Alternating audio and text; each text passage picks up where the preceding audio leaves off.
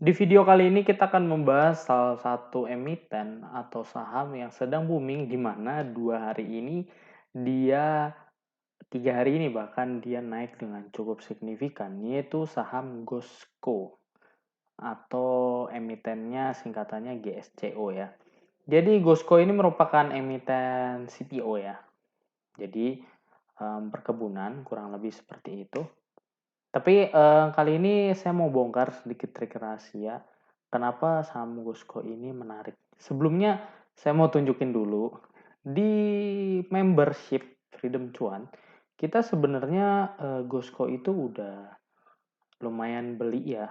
Jadi dari sini kita udah mulai beli. Waktu itu Gosco masih di harga berapa nih?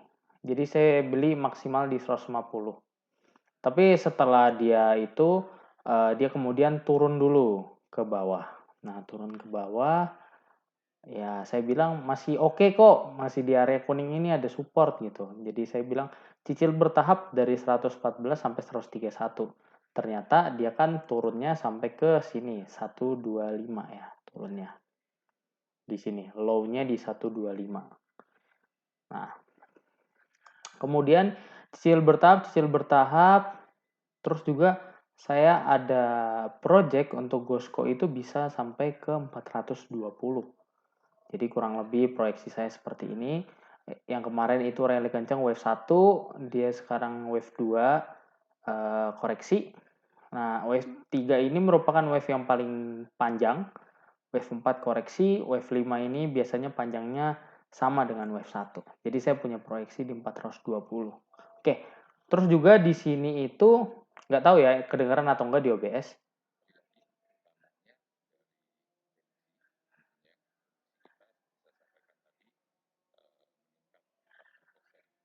Pokoknya dia bilang produksinya meningkat 40% tahun 2021 dibanding 2020. Kuartal 3 baru pelan-pelan naik di Agustus September. Kebanyakan kebanyakan masuknya produksi di September, Oktober, Desember. Berarti kan ini udah mulai ada clue nih. Kalau kuartal 4-nya laporan keuangannya jauh lebih bagus lagi daripada kuartal 3. Nah, terus rahasia yang mungkin jarang dibahas itu adalah berdasarkan money flow-nya. Kalau bahasa kerennya bandarmologi lah. Sebenarnya nggak bandar lah ya. Market maker deh biar pikiran. Gosco ini dia pertama kali hidup banget itu di sini dengan volume yang tinggi. Jadi dari 29 September. Nah, waktu itu saya gampang aja. Saya lihat dari 29 September sampai ke area sini. Yang ngumpulin tuh siapa? Saya pakai aplikasi Stockbit di 20 berapa tadi? 29 September sampai area sini ya. Jadi kan sideways naik, sideways sampai sini. 7 Februari. Jadi kalau dilihat sampai 7 Februari, itu terlihat big akumulasi yang diakumulasi oleh MG. Dia average di 70. Jadi di kotak ini, dari awal dia bangun sampai sini. Nah, jadi MG itu punya 12,6 bio. Mungkin kalian bisa pakai sekuritas kalian berapa lot gitu ya. Terus kemudian itu sideways ya, biasanya lotnya kecil. Kemudian tiba-tiba dia rally kenceng. Rally di area sini ya. Di area sini dia rally sampai atas. Nah, kemudian kita lihat lagi aja broker summary-nya itu gimana. Apakah si MG tadi itu jualan kah atau dia yang ngebantu untuk nge-HK gitu ya. Kita lihat dari 8 Februari. Sorry, iya benar 8 Februari.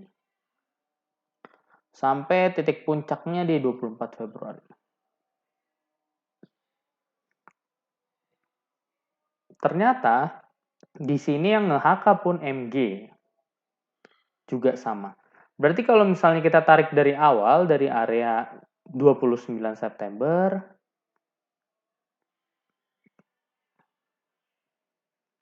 MG punya sebanyak ini dengan average di 113.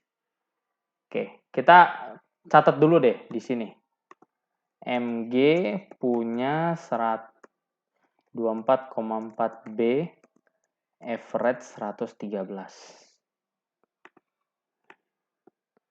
Sampai sini ya, pokoknya sampai tick yang ini. Saya batasinnya gini deh, vertical line. Nah, C4 tuh. Pokoknya batasnya dari bawah sini, saya gini deh. Wait. Nah, pokoknya di kotak ini MG punya 24, average-nya segitu ya. Saya gedein, tuh. Average 113. Oke, itu MG ya. Kemudian dia mengalami koreksi yang cukup signifikan. Koreksinya itu dari area sini, jadi dari 25 Februari dia koreksi 25 Februari sampai koreksinya titik terbawahnya di 16 Maret. 16 Maret. Gitu ya. 16 Maret. Di sini kelihatan kalau MG itu dia ngebuang barang sebanyak 9,7 bio. Oke. Jadi di sini bentar, sorry. Jadi di sini sampai sini. Nah, di sini saya tulis ya. Kecil aja lah hurufnya.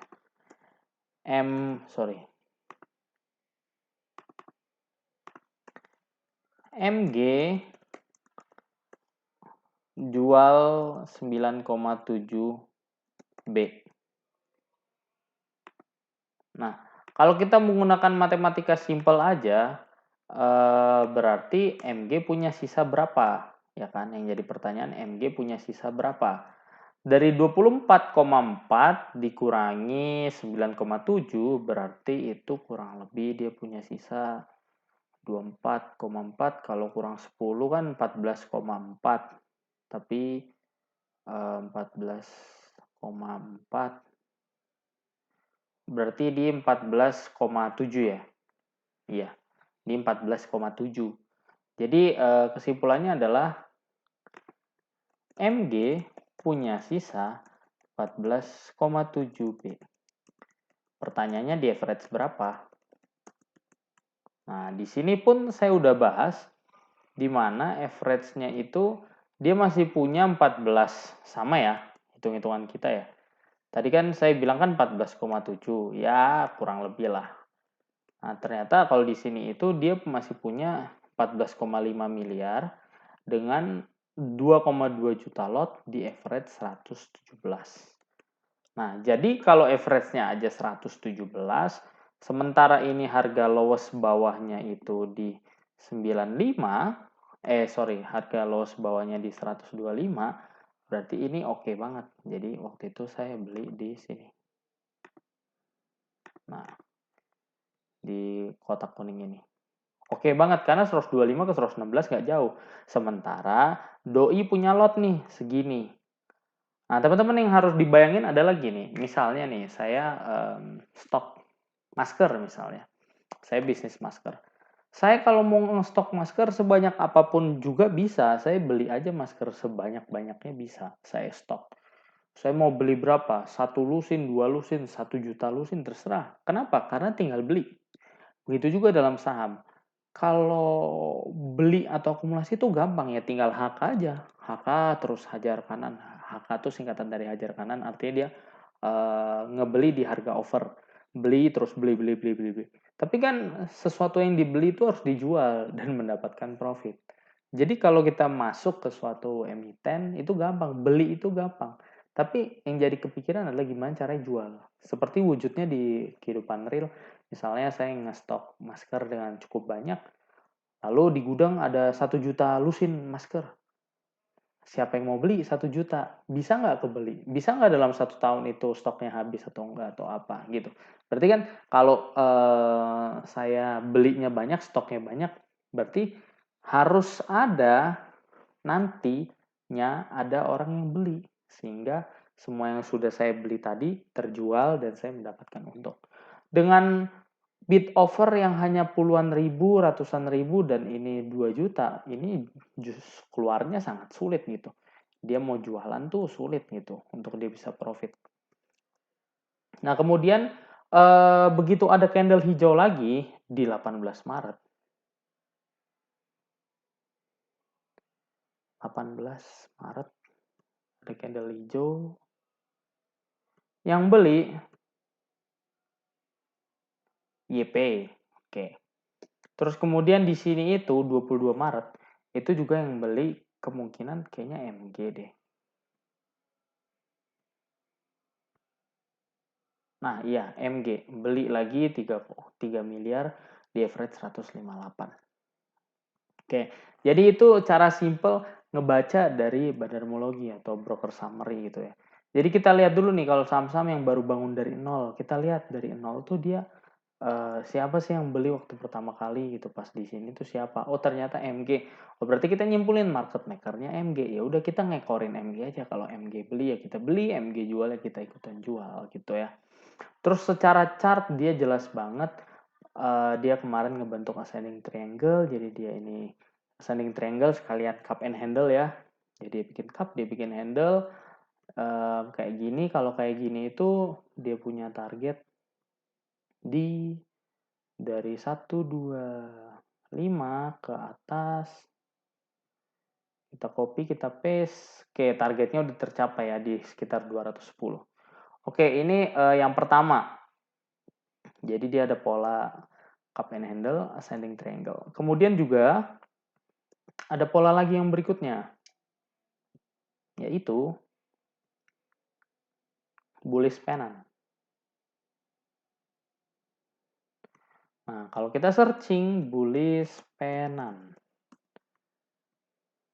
Jadi kita sama-sama belajar sini. Kalau kita searching bullish pennant, itu kenaikannya itu sama dengan garis ininya, atasnya. Nah, berarti kurang lebih juga seperti itu. Jadi kalau di sini dia punya kenaikan dari bawah sini 50, dari 63 ke atas 202. Saya sampai hafal. Kalau kita copy dan kita paste, nah berarti dia punya target di 293. Nih, 290 lah saya genapin ke bawah. Jadi kalau berdasarkan bullish pennantnya dia punya target ke 290 gitu. Nah, proyeksi saya begitu nanti sudah kok jadi bumi. Proyeksi saya kalau dia sudah nyentuh area 350-an kurang lebih, dia akan drop lagi ke bawah untuk koreksi ke 280 dan melanjutkan ke 420. Kenapa? PBV-nya masih 1, sekian dan ini merupakan salah satu saham perkebunan yang cukup oke. Dan kalau kita lihat dari earning per share-nya itu di mana dia yang tadinya minus 90-an jadi positif berapa gitu.